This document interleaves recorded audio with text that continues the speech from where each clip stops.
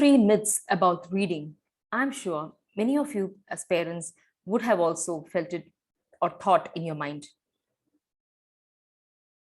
Hello, everyone. I'm Supriya Raja, and I am the founder of Empowered Parenting. Well, here as parents, I'm sure many of us would have heard about how to read to a child, and that reading to your child is very, very important, right? But also, I'm sure many of you would have also had these thought process in the mind about reading to your young child, especially if your child is maybe 4 years, 5 years, or even 6 years.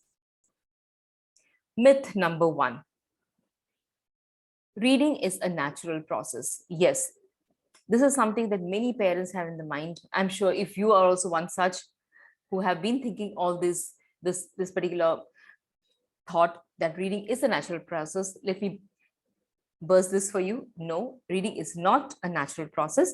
In fact, reading is not a natural skill that is coming to a child, unlike, say, speaking, or unlike, say, walking.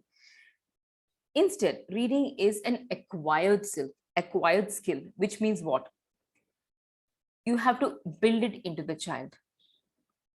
I'm sure you would have also thought about it, have this kind of a confusion about reading, is it natural or is it something that we had to work on? Just think about this Stone Age man, where he started walking by himself, where he started probably doing so many things by himself, but reading was something which had to evolve, which took a lot of centuries to evolve, right? Until man actually could start developing language, could start developing the concept of reading. Excuse me. So reading is something which doesn't happen naturally. It has to be inbuilt. It has to be acquired. Yes, you may say that, but my child started school and my child is already reading. Yes, maybe. But that's because something is being taught to your child in the form of school, or a teacher is training your child.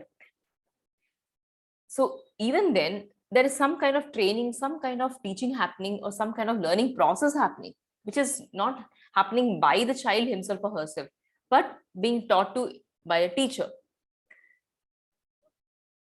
The second myth is school is already doing their work of building my child's reading skills. Why must I do that? This is something that I have seen many parents having in their mind, especially when I say, parents, please read your child, please read your child. Many of them have this, that, well, the school is, I've enrolled my child in one of the best schools in the country or best schools in the city, and they're doing a wonderful job of training my child enhance reading skills. Yes, it can be true. Definitely, many schools are very, very passionate about the students reading. But let me also tell you this, is that schools are under a lot of pressure. Even teachers are under a lot of pressure to complete school content. That is, for every term, they have to finish curriculum or content for that term. And if they aren't going to complete that term, it's going to be a big pressure for the teachers from the school board. Now, if a teacher is handling 20 students or 30 students, and one or two students are not able to cope with the school content, or other their reading skills or pre-reading skills are still lagging behind and they're not able to cope, maybe initially the teacher will definitely work extra with those children, but after that she will either refer the child to a reading specialist or to a special educator, or even more common is that during a PTA meeting, the teacher is going to definitely highlight that to you and also advise you to sit with the child and read to the child, and also work with the child to improve the reading skills. So you can't completely outsource building reading skills, building reading interest to school. It has to be more of a collaborative process where you also as parent will have to sit with the child and work with the child to not only build reading skill, but prior to their reading interest as well. Because only then, if you build a reading interest, then there's a reading skill going to happen. And then there's going to be consistency in learning the school content or absorbing the school content, right? So yes, definitely you cannot completely outsource it to the school. Even if you get the best teachers or the best school curriculum, you also have a very, very good responsibility, a very, very major role to play here in building your child's reading skills. The third myth is that my child finds reading very boring. Yes, this is something again that I get to hear parents saying that, oh, my child doesn't sit for reading, she doesn't like reading, so I don't put too much pressure on my child. Okay, I understand that not all children will gravitate naturally towards reading, especially when they have a plethora of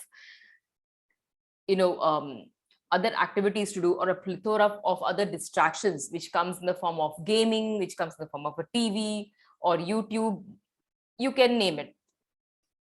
But it doesn't take away the importance of not just developing reading skill, but also reading interest. Because let me tell you one thing, a reader will later eventually become a leader. Let me repeat this. A reader will eventually become a leader. Simply because when a child develops the interest in reading and also is able to build adequate reading skills, and not just build initial reading skills, but it is just compound, is having a compounding effect where the reading skills are being built upon grade after grade and at grade equivalency, or according to the grade level, the child will slowly become a lifelong learner. So it will not be only about reading skill, but he will also learn. He will also be getting interested in learning, acquiring information, having a quest for learning, seeking out answers. That is so important, not just to be a lifelong learner, but also be successful in life, to be a leader. So yes, don't take this so mildly and say, oh, my child is not interested in reading. I would rather insist that it is then your responsibility to develop a very interesting reading environment in your house, wherein which you rate your child books that are age appropriate, or rather books that your child is able to understand, is able to connect, even if it's not according to his or her grade level. And also it's your responsibility to develop and create that reading interest, reading atmosphere at home, read to the child in an engaging way, and yes, eventually develop reading interest in your child. So yes, you also have a very big responsibility in developing reading interest, reading skills as well, and not just outsource it to school or any other tuition center or remedial center. So yes, if you are someone who is very much interested to become like those hands-on parents who would definitely want to contribute to your child's success, want to contribute to your child's reading skills, reading interest, and getting your child have much more easier school years, yes, first thing is please join my VIP Facebook group, which is an empowered parenting support group. And also please come for my master class. The link will be in the description below. I hold my master class every Sunday from 11:30 to 1 p.m. The link is there. You can click and walk in, where I will be giving you 3 secrets as a parent you can take to motivate yourself and also ensure that your child becomes successful readers and eventually learners as well. So until my next video, take care. Bye-bye.